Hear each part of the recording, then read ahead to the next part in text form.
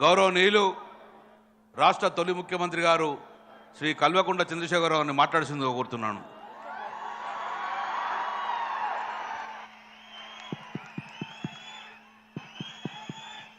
Balamallu sound పెంచమని.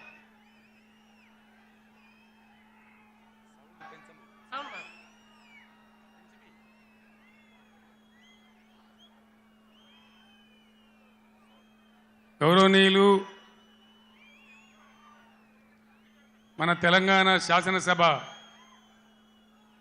మాజీ speaker గారు, ప్రస్తుత బాన్సువాడ శాసనసభ్యులు శ్రీ పోచారం శ్రీనివాసరెడ్డి గారు,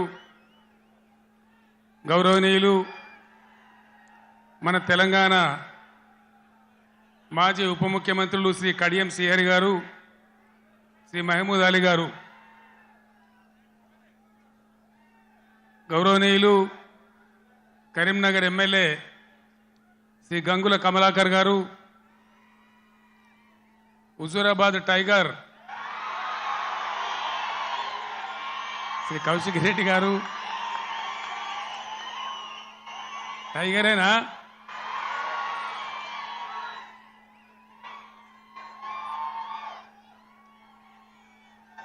కరీంనగర్ పార్లమెంట్ సభ్యులుగా పోటీ చేస్తున్న వినోద్ కుమార్ గారు, పెద్దపల్లి పార్లమెంట్ సభ్యులుగా పోటీ చేస్తున్న శ్రీ ఈశ్వర్ గారు, 2001లో 17 మే నాడు నాతో పాటు ఇదే స్టేజ్ మీద ఉన్న పెద్దలు గౌరవనీయులు మాజీ పార్లమెంట్ సభ్యులు శ్రీ కెప్టెన్ లక్ష్మీకాంతారావు గారు, వేదికను అలంకరించిన గౌరవ శాసన మండలి సభ్యులు, మాజీ కార్పొరేషన్ల చైర్మన్లు, స్థానిక సంస్థల ప్రజాప్రతినిధులు, పార్టీ పెద్దలు, మీ అందరికీ కూడా పేరు పేరున నమస్కారాలు. సభలో ఆసీనులైనటువంటి అన్నదమ్ములకు, అక్క చెల్లెలకు నా నమస్కారాలు.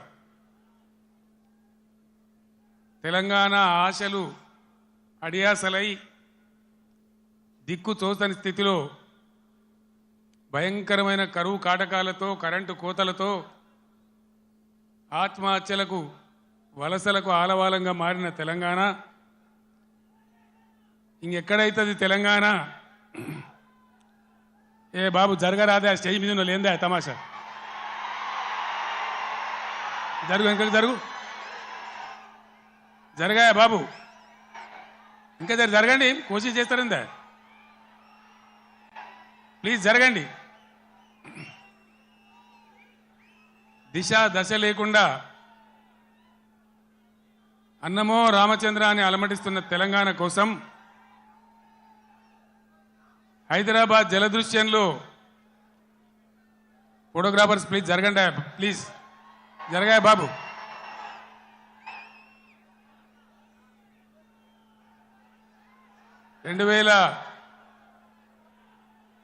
కపిల్ జరుగు.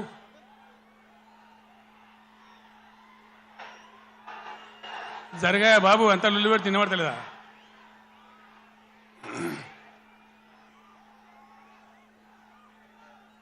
అయితే ఆ రోజు ఎవరికి కూడా విశ్వాసం లేదు. తెలంగాణ అనే మాటనే అసెంబ్లీలో మాట్లాడవద్దు అనేటువంటి ఆంక్షలు ఆ రోజు నాకున్న పదవులన్నీ ఇసిరి వాళ్ళ ముఖాన పడేసి తెలంగాణ ఖచ్చితంగా నిలబడాలి, కలబడాలి, సొంత రాష్ట్రం కావాలి, అయితే తప్ప దిక్కులేదని ఒక్కనిగా ఒక సైన్యంగా నాతో పాటు పిడికడ మందితో జై తెలంగాణ అని బయలుదేరినాం. హైదరాబాద్లో చర్చోపచర్చలు, ఎక్కడికి పోవాలి, ఏం చేయాలి, మీటింగ్ స్టార్ట్ చేయాలి, ప్రజల్లోకి పోవాలి, ఇది ప్రజా గర్జన కావాలి. బ్రహ్మాండమైనటువంటి చైతన్యవంతులైన ప్రజలున్న జిల్లా కరీంనగర్ జిల్లా. ఇది పోరాటాల గడ్డ.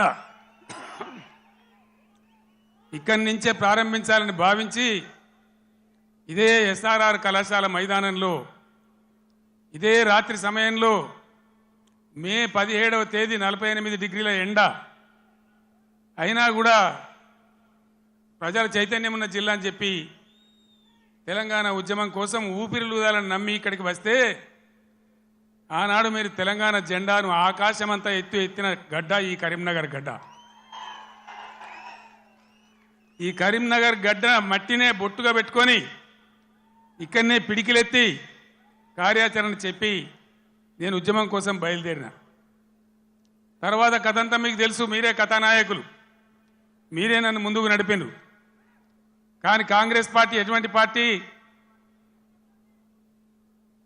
నువ్వెక్కడిదివా, మాతో నువ్వు గెలిచినవు కేసీఆర్, అసలు నీకు లెక్కేంది, నీ బిషాదేంది అని మాట్లాడితే ఆనాడున్న కేంద్ర మంత్రి పదవిని ఎంపీని కూడా నేలకేసి కొట్టి రారా నా కొడుక కరీంనగర్ కన్నా నేను మళ్ళీ ఇక్కడికి వచ్చిన.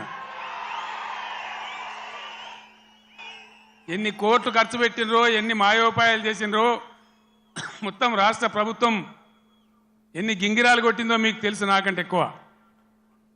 కానీ బ్రహ్మాండంగా మళ్ళొక్కసారి ఇది పదునైన కరీంనగర్ గడ్డ బిడ్డ, ఇది తెలంగాణ అడ్డా అనే పద్ధతిలో 2.5 లక్షల మెజార్టీతో నన్ను గెలిపించి మరొక్క మారు తెలంగాణ చైతన్యాన్ని చాటిన గడ్డ ఈ కరీంనగర్ గడ్డ. రాజకీయాలలో పరిణామాలు జరుగుతుంటే మనం మంచిగా చేసినాం, తెలంగాణ సాధించినాం. నేను మీకు ఒకటే మాట మనవి చేస్తా ఉన్నా, కొన్ని సందర్భాలలో అత్యాశకో దురాశకో లేదా మరో రకంగానో ప్రజలు మోసపోతారు. మొన్న కూడా మోసపోయి కాంగ్రెస్ పార్టీని గెలిపించాను.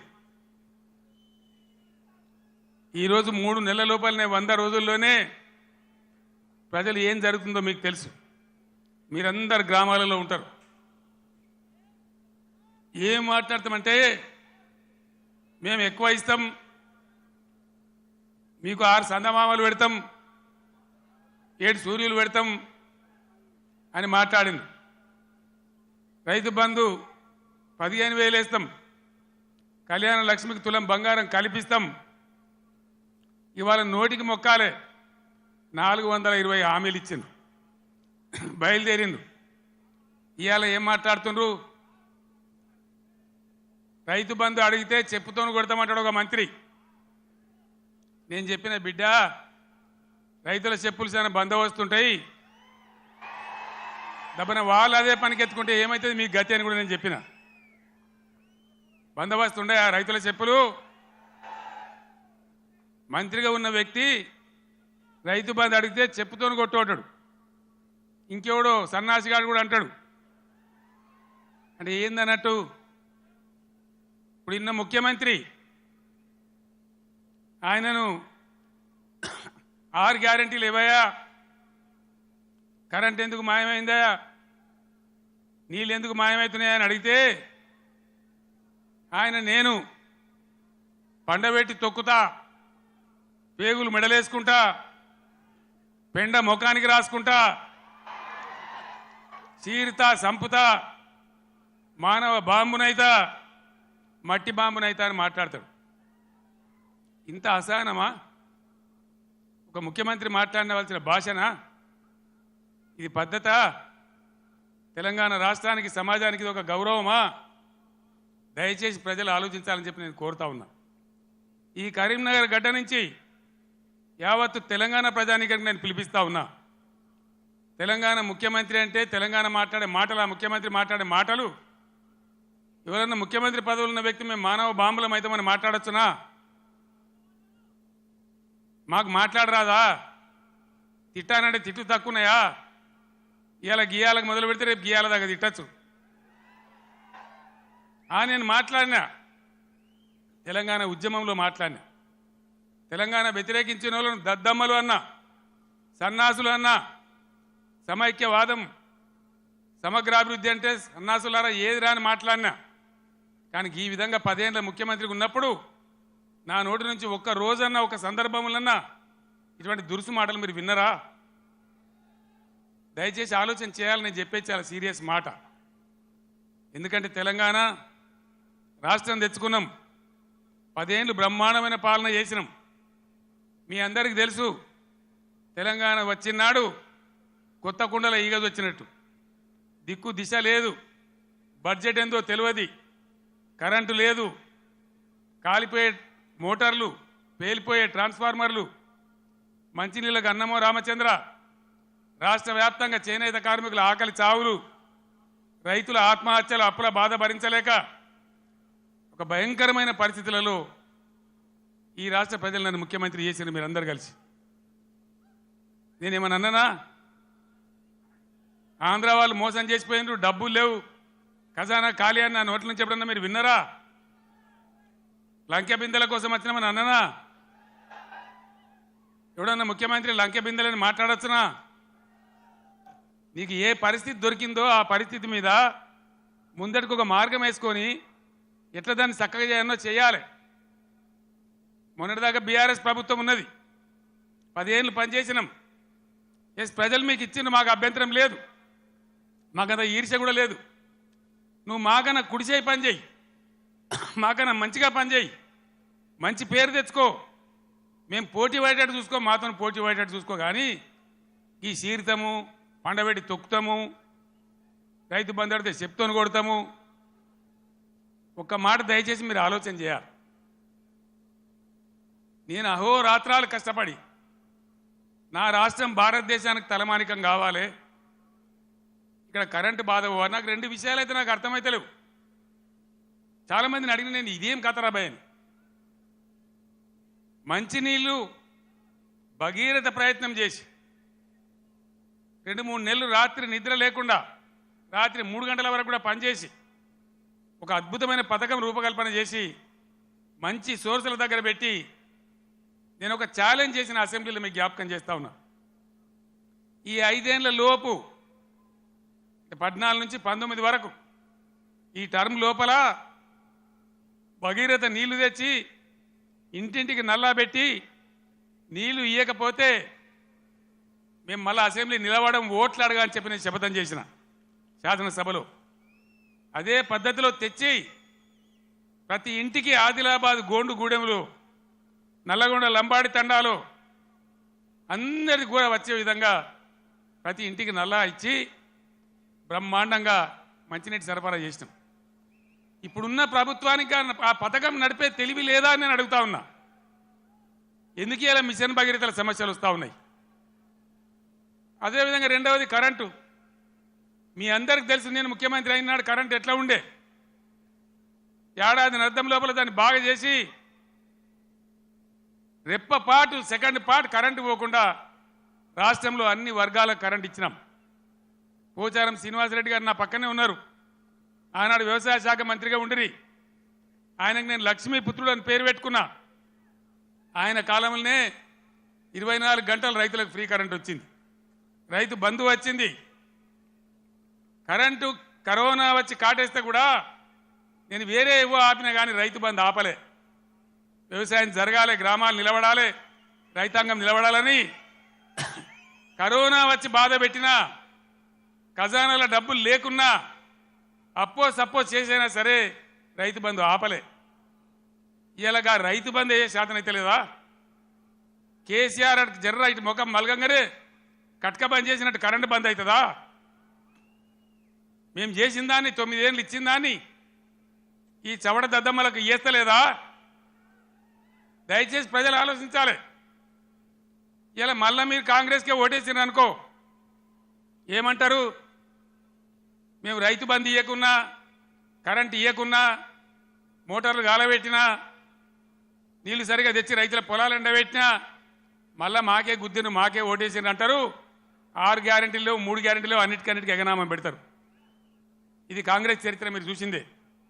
ఇప్పుడే చెప్పిన వినోద్ కుమార్ గారు, ఇదే అత్యవసరం బీఆర్ఎస్కి ఎంపీలు. ఎందుకంటే ఈ టైంలోనే మీరు కర్రు కాల్చి సురుకు పెట్టకపోతే నిర్లక్ష్యం వచ్చేస్తుంది, అహంకారం పెరిగిపోతుంది. ఇప్పుడు చెప్పుతోని కొడతా అంటే రేపు నిజంగానే కొడతాడు. ఆ విధంగా మోసపోదామా? లేదు బీఆర్ఎస్ గులాబీ జెండా ఎగిరేసి బ్రహ్మాండంగా మన ఎంపీలను గెలిపించి ముందుకు పోదామా? తెలంగాణ సమాజం ఆలోచన చేయాలి. ఏం చేద్దాం? ఏం చేద్దామండి? గులాబీ జెండా ఎగిరేద్దామా? ఈ పార్లమెంట్ ఎన్నికల్లో ఎంత బలంగా గులాబీ జెండా ఎగిరితే ప్రజల పక్షాన కాపలాదారులుగా ఇంతకుముందే వినోద్ గారు చెప్పినట్టు బ్రహ్మాండంగా ముందుకు పోతాం. ఇంతకుముందు వినోద్ గారు చెప్పినారు కరీంనగర్ పార్లమెంట్ కాబట్టి నేను చెప్తా ఉన్నా. భారతదేశంలో ఎన్ని జిల్లాలుంటే అన్ని జిల్లాలకు ఒక్కొక్క జిల్లాకు నవోదయ పాఠశాల ఇవ్వాలనేది కేంద్ర ప్రభుత్వ చట్టం. మనం 10 జిల్లాలు పోయి 33 జిల్లాలు అయినాం. 150 ఉత్తరాలు రాసిన నేను నరేంద్ర మోడీ గారికి పర్సనల్గా పోయి అడిగిన, ఇది చట్టం ఉన్నదయా, ఇది న్యాయం, మేము కొత్త రాష్ట్రం, మేము బాగుపడాలి, ఈమంటే ఒక్క నవోదయ పాఠశాల కూడా ఇవ్వలే, ఒక్కటంటే ఒకటి కూడా ఇవ్వలే. ఒక్క నవోదయ పాఠశాల ఇయ్యరు బీజేపీకి, ఒక్క ఓటు కూడా కరీంనగర్ ఎందుకు వేయాలి? ఇవాళ దయచేసి ఆలోచన చేయాలి.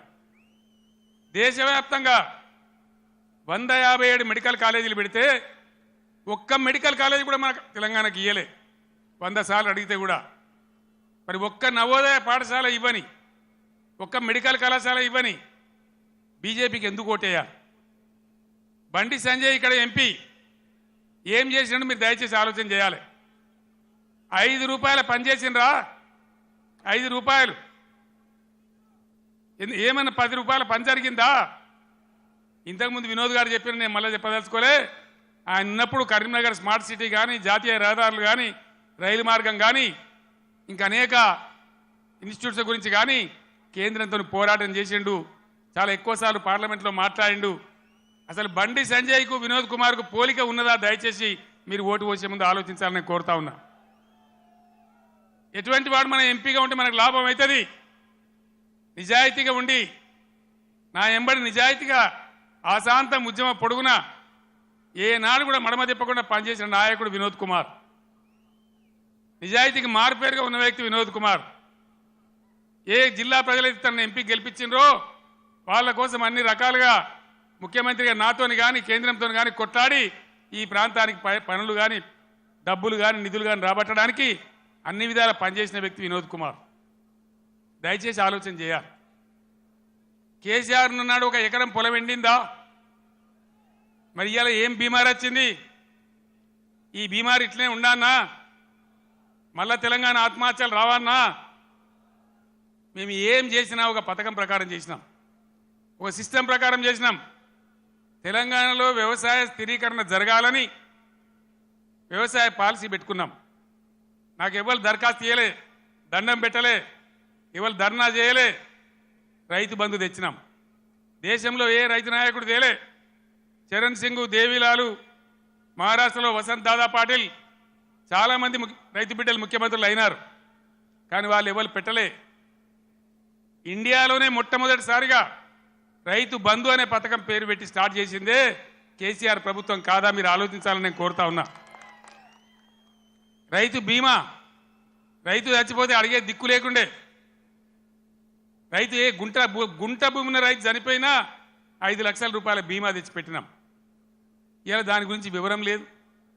ఏ విధంగా పరిశ్రమలు వచ్చినాయి, ఏ విధంగా ఐటీ వచ్చింది, ఏ విధంగా రాష్ట్ర జిఎస్డిపి పెరిగింది, ఏ విధంగా రాష్ట్ర పర్ క్యాపిటా పెరిగింది.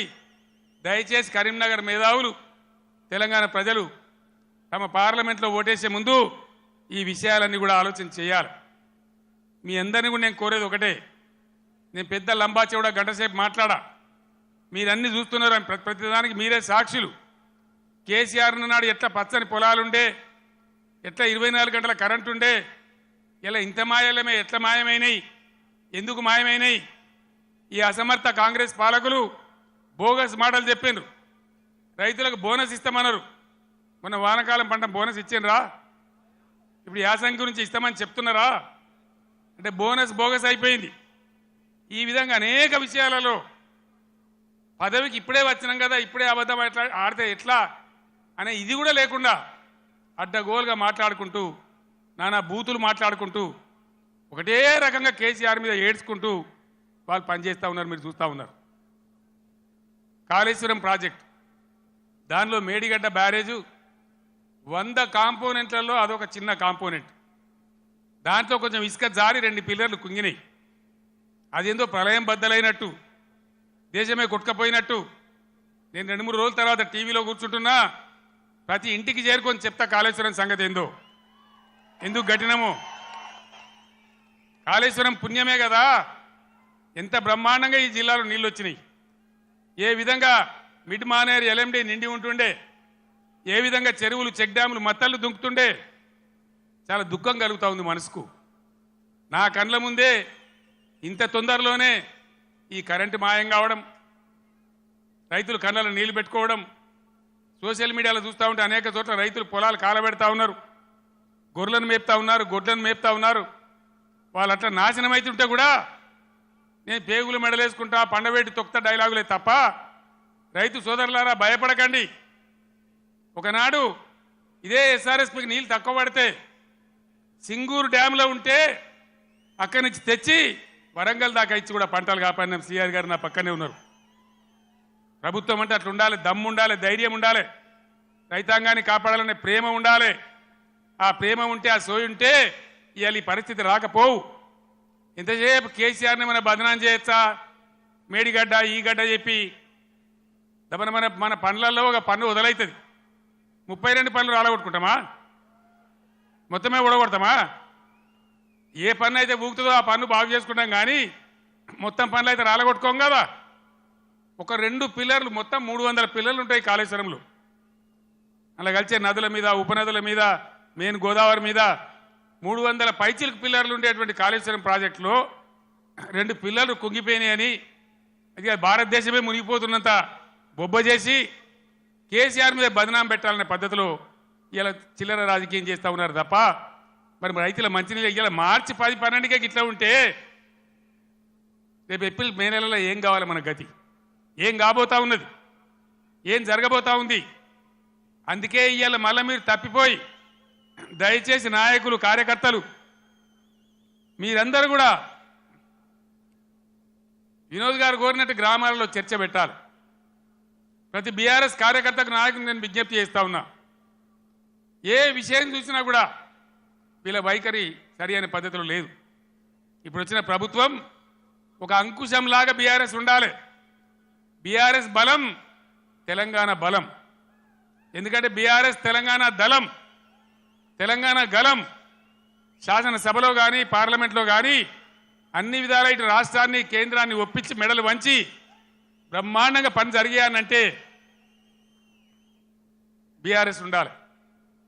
నేను మా ఎమ్మెల్యేలు వస్తే నేను చెప్పిన, వాళ్ళు గెలిచిండ్రా 3 నెలల దాకా వాళ్ళని పనిచేయనండి, 4 నెలల దాకా వాళ్ళ వ్యవహారం ఏందో చూద్దాం, మన మీద వాళ్ళకి అధికారం వచ్చిందని ఈర్ష్యపడ్డట్టు అక్కస్తో ఉండొద్దు, మనం వదిలిపెడదాం వాళ్ళను, 4 నెలల తర్వాత కార్యాచరణ మొదలు పెడదామని అన్నాం.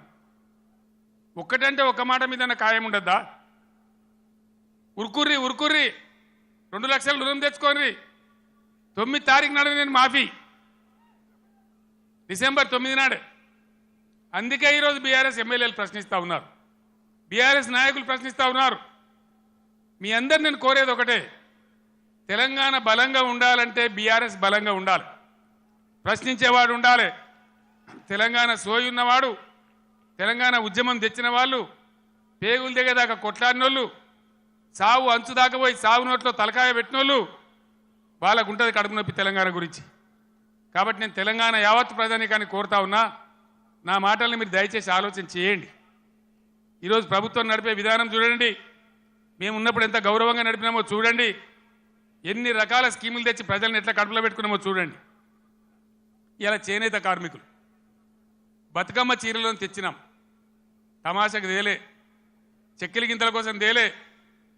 నేను అన్నాడు ఉద్యమంలో, నేను ప్రొఫెసర్ జయశంకర్ సిరిసిల్ల నుంచి పోతుంటే మధ్యరాత్రి పూట గోదల మీద కారు లైట్లు కనబడతా ఉన్నాయి, ఆత్మహత్యలు చేసుకోవద్దు, సావు సమస్యలకు పరిష్కారం కాదు అని. అవి చూసి మేము కళ్ళలో నీళ్లు పెట్టుకొని ఏడ్చినాం. 60 ఏళ్ళ స్వతంత్రంలో ఇలా సావుల గురించి, ఆత్మహత్యల గురించి మాట్లాడుతున్నామంటే సిగ్గుపడాలి. తెలంగాణ వస్తే తప్ప బతకమని సిరిసిల్లలో ఒకటే రోజు 11 మంది చేనేత కార్మికులు చచ్చిపోతే పార్టీ నుంచి నేను 50 లక్షల రూపాయలు తెచ్చి మీ దండం పెడతామని ఒక ఏడాది దాకా చావకుండ్రి, తెలంగాణ వచ్చేదాకా బతకండి, మేము మిమ్మల్ని బతికించుకుంటామని చెప్పినామన్నాడు. దాన్ని దృష్టిలో పెట్టుకొని విద్యార్థులు వేసుకునే యూనిఫామ్లు కావచ్చు, పేద వర్గాల మహిళల కోసం పండగకు కొనుక్కొని వాళ్ళ కోసం బతుకమ్మ చీరలు కావచ్చు, పథకం తెచ్చి వాళ్ళకి ఇచ్చినాం. చేనేత మిత్రాలు లాంటి ఎన్నో కార్యక్రమాలు పెట్టినాం. మీరు చూస్తూ ఉన్నారు, గత 7-8 సంవత్సరాల నుంచి చేనేత కార్మికుల ఆత్మహత్యలు ఆగిపోయినాయి. పవర్ లూమ్స్ వాళ్ళని ఎంకరేజ్ చేసినాం, వాళ్ళని కాపాడే ప్రయత్నం చేసినాం. ఏం చేసినా ప్రజలను దృష్టిలో పెట్టుకొని, పేద వర్గాలను దృష్టిలో పెట్టుకొని, రైతులను పెట్టుకొని చేసినాం. నేను వ్యవసాయ స్థిరీకరణ అని ఒక మాటలో చెప్పిన, దేశంలో ఎవ్వరు కూడా పిలువనటువంటి మాట రైతు బంధు అని పేరు పెట్టి రైతు బంధు తెచ్చినాం. 24 గంటలు ఫ్రీ కరెంట్ ఇచ్చినాం. రైతు పండించిన ప్రతి గింజను కనీస మద్దతు ధరకు కొని నేరుగా వాళ్ళ బ్యాంకులోకి డబ్బులు పంపినాం.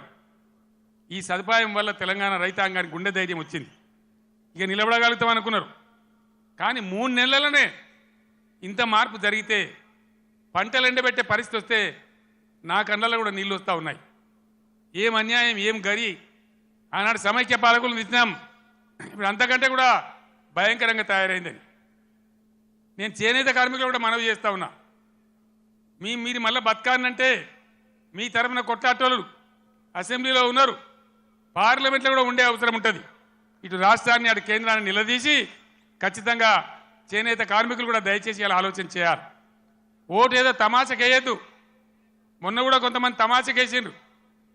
ఏమైంది, కరెంటు బాగా అయింది, మంచినీళ్ళు బాగా అయింది, రైతు బంధు వస్తుంది, ఇవన్నీ సెటిల్ అయిపోయినాయి, ఇక బాధ లేదు, వీడేమో ఎక్కుతున్నాడు కానీ ఆయనతో దురాశ కట్టి చేయి చాపింది. తీర్థం పోదాం తిమ్మక్క అంటే వాడు గుల్లే, మనం సల్లే. తీర్థం పోయినాం నమ్మి, కాంగ్రెస్ తీర్థం పుచ్చుకున్నాం.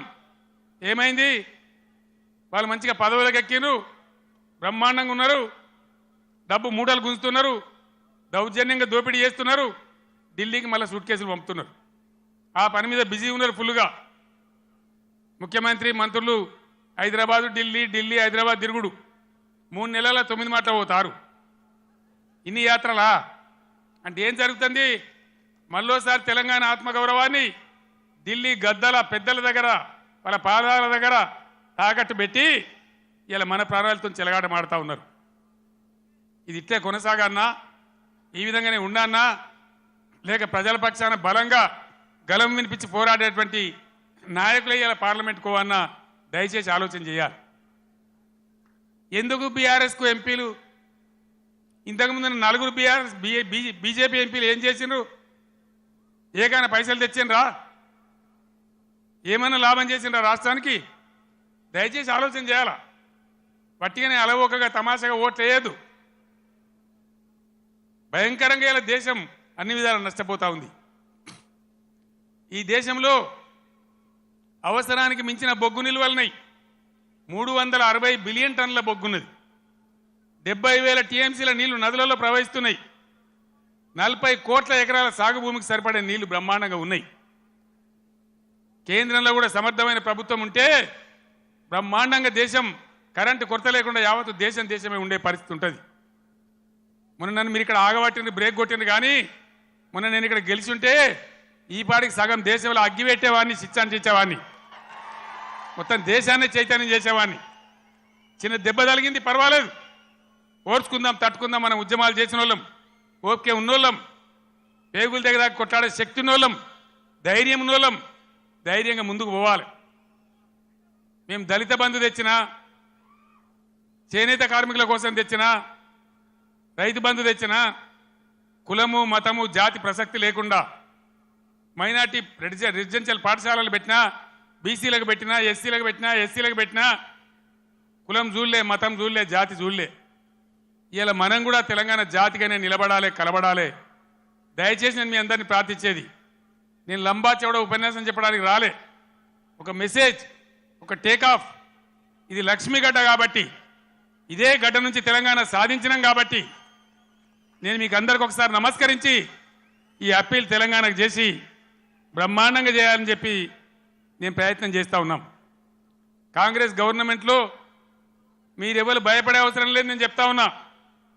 పోలీస్ సోదరులారా మీకు మనవి చేస్తా ఉన్నా, మీరు అనవసరంగా గ్రామాలలో చిచ్చులు పెట్టి సోషల్ మీడియా పోస్టులు పెట్టిన వాళ్ళని కూడా బెదిరిస్తూ ఉన్నారు. ఇది మంచిది కాదు. మీరు చూడండి, ప్రజల స్పందన చూడండి. నేను అడుగుతా ఉన్నా, మీకు పోలీసులకు రాజకీయాలు ఎందుకండి?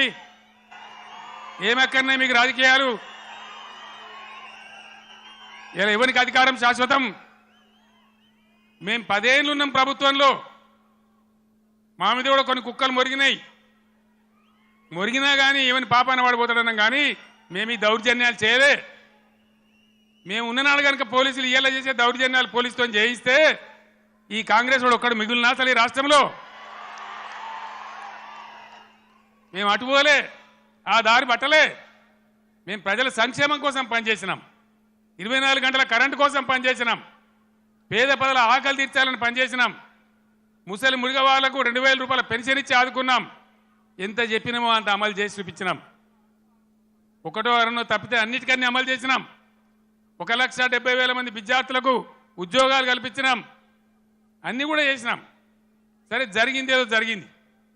భవిష్యత్తులో ఇప్పుడు జరగాల్సింది నేను మీ అందరినీ కోరేది, ఈ కరీంనగర్లో నిలువెత్తున తెలంగాణ సోయి నింపుకున్నవాడు మన వినోద్ కుమార్.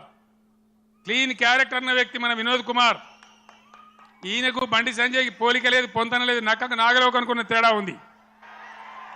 ఈ విషయాలు గమనించి ఎవరు ఉంటే బాగుంటుంది అనేది మీరు నిర్ణయించి దయచేసి వినోద్ కుమార్ గారిని గెలిపించాలి అని నేను కోరుతా ఉన్నా. ఎవరైనా ఈరోజు కాంగ్రెస్ వాడు కానీ బీజేపీ వాడు కానీ గుండెల నిండా జై తెలంగాణ అంటాడా? ఎవరనాలి? మళ్ళా ఇదే గులాబీ జెండా, ఇదే వినోద్ కుమార్ ఉపన్యాసం మొదలుపెట్టేటప్పుడు ముగించేటప్పుడు 2 సార్లు గుండె పగిలిపోయేలాగా జై తెలంగాణ అన్నాడు. నేను కూడా మీ అందరినీ కోరుతున్నా, ఆనాడు 17 నాడు 2001 మే 17 ఎట్లయితే సింహగర్జన చేసినామో అదేవిధంగా ఇలా మత సామరస్యంతో కులం మతం జాతి లేకుండా అందరం కలిసి ముందుకు పోవాలి, అందరం గొప్పగా బతకాలి. ఇవాళనే రంజాన్ ప్రారంభమైంది. తెలంగాణ వ్యాప్తంగా ఉన్న ముస్లిం సోదరులందరికీ ఈ కరీంనగర్ వేదిక నుంచి నేను రంజాన్ శుభాకాంక్షలు తెలియజేస్తా ఉన్నా, రంజాన్ ముబారక్ కూడా తెలియజేస్తా ఉన్నా.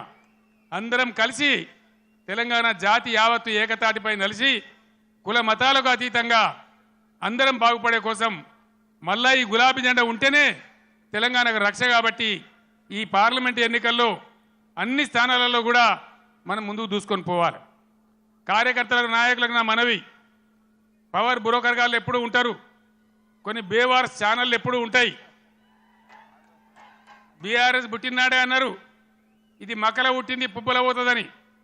పుబ్బల పోలే మీ ఈపులే పలిగినాయి బిడ్డ, ఎక్కడి దాకా మిమ్మల్ని ధర్మమ్మ మీకు తెలుసు. తెలంగాణ ఉన్ననాడు ఉండేదాకా బీఆర్ఎస్ భూమి ఆకాశం ఉన్నన్ని రోజులు ఈ గులాబీ జెండా ఉంటుంది, ఇది ఖాయమని చెప్పి నేను మనవి చేస్తా ఉన్నా. అక్కడనో ఇక్కడనో కూడా తలమాంచ కూడా ఒకడో ఇద్దరో పోతే కొన్ని బేవార్స్ ఛానళ్ళు ఇక బీఆర్ఎస్ కథమైపోయిందని మాట్లాడుతూ ఉన్నారు. అట్లా ఇదివరకు కూడా అట్లా అన్నోడు కథమైంది, కానీ గులాబీ జెండా ఇప్పుడు కథం కాలే బిడ్డ, యాది పట్టుకోవాలి, జాగ్రత్త. మీ దొంగ ప్రచారాలకు ఇప్పుడు ఇక్కడ భయపడేవాడు లేడు. మన కొద్ది రోజులలోనే ఎంత వైభవంగా బీఆర్ఎస్ వచ్చి మళ్ళీ ఎట్లా తెలంగాణను తీర్చిదిద్దుతుందో మీరే కండ్లారా చూస్తారు, మళ్ళీ మీరే సలాములు కొట్టుకుంటూ వస్తారు. కాబట్టి మీ బేవార్స్ బ్రోకర్ ప్రచారాలు బంద్ చేయండి. ఎవడో 4 పోతే మనకు పెద్ద పోయేదేం లేదు. ధైర్యంగా ఉన్న కార్యకర్తలు ప్రజాశక్తిని కూడదీసి మనం ముందుకు పోయి అద్భుతంగా మళ్ళా విజయాన్ని సాధిద్దాం, మన రాష్ట్రాన్ని గొప్పగా తీర్చిదిద్దుకుందాం. ఈ పార్లమెంట్ ఎన్నికల్లో కరీంనగర్ నుంచి వినోద్ కుమార్ గారిని గెలిపించాలని కోరుతున్న సెలవు తీసుకుంటామని. జై తెలంగాణ, జై తెలంగాణ.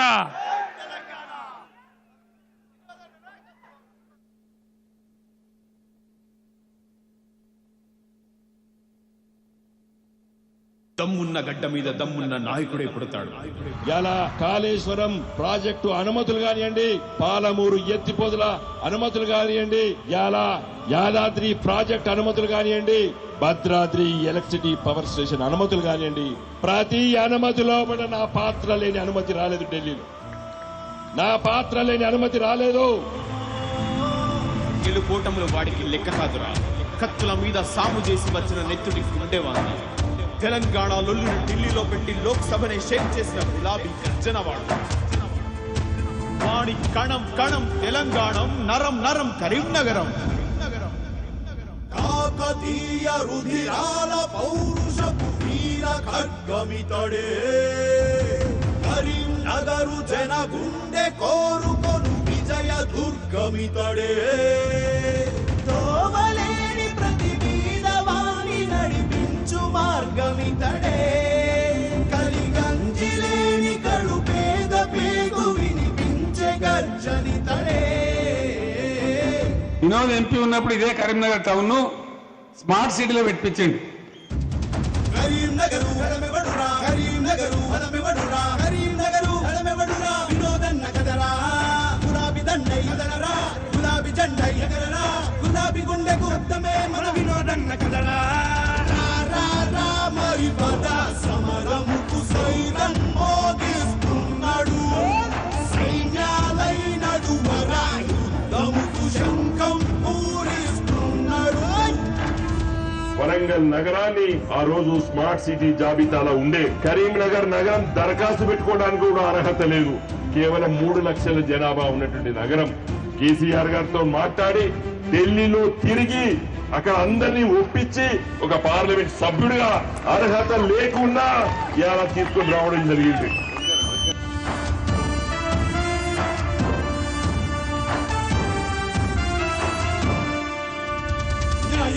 తెలిసిన వాడు అన్యాయాలను గెలిచేవాడు అసుర చీకట్ల చీల్చేవాడు విప్లవ విస్ఫోటనం వాడు కనిపించే వీరుడు సమస్యలను ఛేదించే యోధుడు గులాబీ గర్జనవాడు కలం కలం తెలంగాణ నరం నరం కరీంనగరం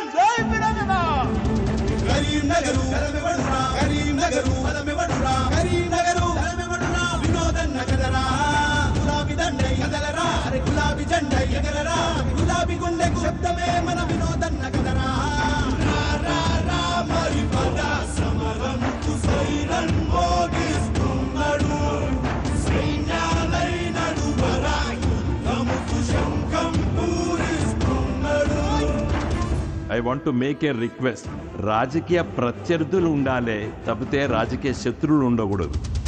అన్యాయం అన్యాయం గుండెల్లో గుండెల్లో నిద్రించే పులిబీడే దొత్తెత్తి పోరాడే దమ్మున్న పొరగాడే ప్రజల కొరకే బ్రతుకునంతా ధారపోసినవే మచ్చలేని నాయకుడివై మాకు దొరికినవే. మనలో నెత్తురు మనలో సత్తువ మనలో ఊపిరిరా వాడు మనతో ఇప్పుడు మనకై ఎప్పుడు మన ఎద చప్పుడు అయినోడు మన ఎదలో గుప్పున రగిలే నిప్పును ఎగిసే గుప్పెన చేస్తాడు మన మదిలో నల్లగా చేరిన మబ్బుల చిరిమే ఎర్రని సూర్యుడు. రా రా రా మరి పద సమరముకు సైరన్ మోగిస్తున్నాడు సైన్యాలైనడు వరా యుద్ధముకు శంఖం పూరిస్తున్నాడు. జై తెలంగాణ.